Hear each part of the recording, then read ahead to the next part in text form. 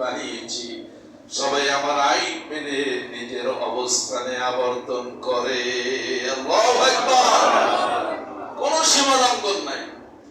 আম গাছে জাম ধরে না, জাম গাছে আম হয় না, তাল গাছে বেল হয় না, বেল গাছে তাল হয় না। এই নিজামটা বলেন তো কার? গোটা কুল কায়নাত আল্লাহর হুকুম মানে, আল্লাহর ইবাদত করে, আল্লাহর দাসত্ব করে, আল্লাহর আইন মানে।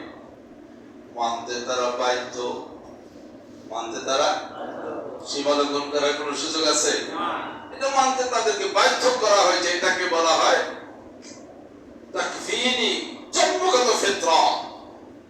একটা মাত্র জাতি, জিনদেরকে শামিল করলে দুটো মাত্র জাতি আল্লাহ রাব্বুল আলামিন তাদেরকে চয়েস অফ ফ্রিডম, ইচ্ছার স্বাধীনতা দিয়েছেন।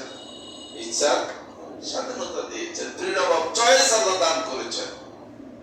এই কারণে আমরা আবার ভুল পথে গিয়ে অনেকেই অমল খয়ামের মরিদ হইয়া বলি, যেমনি নাচাও তেমনি নাচি, পুতুলের কি দোষ, মাওলা পুতুলের কি দোষ।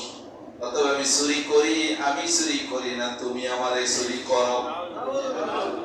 আমি মদ খাই, আমি খাই না, তুমি আমারে খাওয়াও, কারণ তোমার হুকুম ছাড়া গাছের পাতাও নড়ে। এই জাতীয় কথাবার্তা দিয়ে কত দলিল, আল্লাহর হুকুম ছাড়া গাছের পাতাও নড়ে না। তাই তো এই চুরি আমি করি নাই, আল্লাহ তুমি করেছো, আমারে দিয়া করাইছো। আমি নামাজ পড়ি না, এর জন্য আমি কেন দায়ী হব? আমি অন্যায় করি, আমি কেন দায়ী হব? তুমি তো আমাকে দিয়ে করিয়েছো, তোমার হুকুম ছাড়া তো এটা হয় না। এই ব্যাখ্যাটা ভুল। এই ব্যাখ্যাটা কি?